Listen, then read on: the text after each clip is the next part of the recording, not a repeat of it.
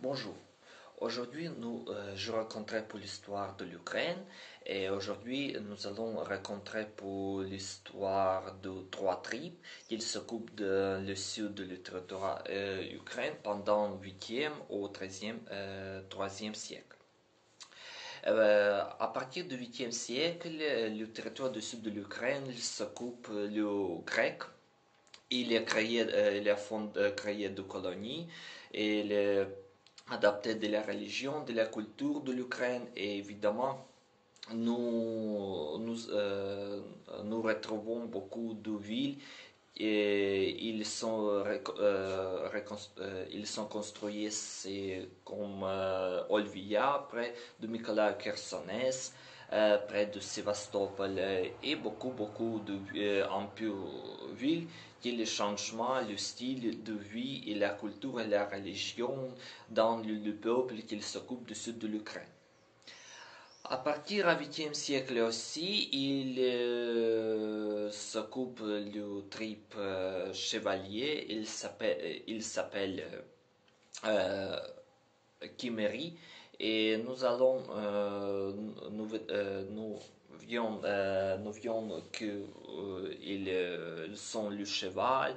Il n'a pas s'occupé de agriculture et évidemment il s'occupe aussi le steppe, assez le steppe. Il habite cette région jusqu'au 16e siècle et après le nouveau mouvement et il s'arrive le ski. Il occupait le steppe de l'Ukraine. Il y a beaucoup de territoires de l'Ukraine pendant le 16e au 3e siècle. Ils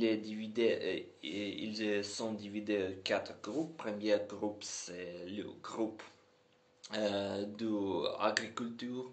Et il s'occupait de grandir le pont et le grand. Le deuxième groupe, évidemment, c'est le nomadement, le chevalier. Il s'occupe de grandir des animaux, par exemple le vache.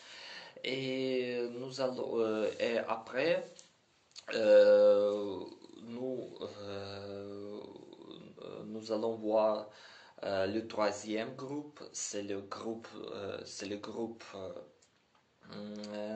par exemple, c'est le groupe, par exemple, c'est le groupe du Serf. Ils sont dépendants de, ils sont dépendants du quatrième groupe, c'est le groupe de ski.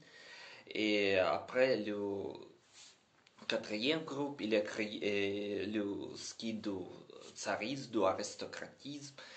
Il a créé le tsarisme du passeport. Il s'occupait de la péninsule Crimée. La capitale du Bosport, c'est la ville Panticapée. Maintenant, c'est la Kerch. Et évidemment, le style de vie du quatrième groupe, c'est le style de serf. Et évidemment, cet état il n'a pas beaucoup de fondé parce que il apparaît la lutte contre le tsarisme et contre les serfs. Évidemment, après le 3e siècle, quand militairement entré à la Crimée, le tsarisme du Bospore est disparu. Le ski restait l'unique culture avec le mélange de la culture grecque et c'est très intéressant parce que il créait beaucoup d'artisans, de la culture artisan, beaucoup de culture de bijouterie, de créer du métal, par exemple d'or. Et c'est fameux changement, c'est très retrouvé par archéologistes des années 80-70. C'est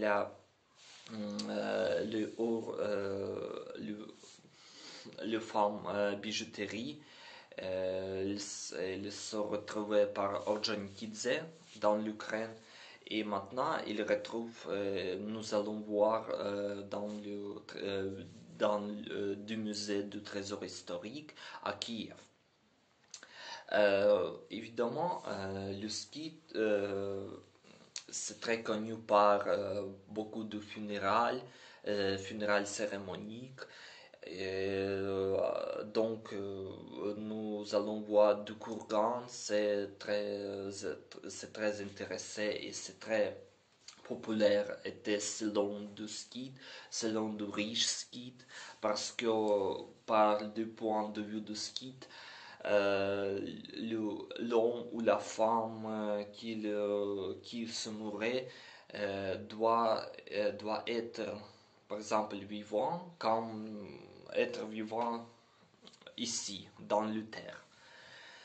Et beaucoup de servants après au mouvement, le servant, le cheval et beaucoup de choses domestiques, beaucoup de choses domestiques parce que l'homme doit sentir plus crédibilité dans le vie mortelle. Dans le vie mortel. Le ski, je pense, a son été grande influence de la formation de la culture ukrainienne dans le créer du détail, de steppe. Et je pense ce détail est très important pour la création beaucoup de tribes qui s'occupaient dans le sud de l'Ukraine au siècle prochain, évidemment. En cette époque, je retrouve le ski reste beaucoup de culture et un mélange de grec parce que le ski et le grec qu'ils habitent ici avaient un grand commerce. Et je pense que c'était du grand résultat un mélange de grande culture.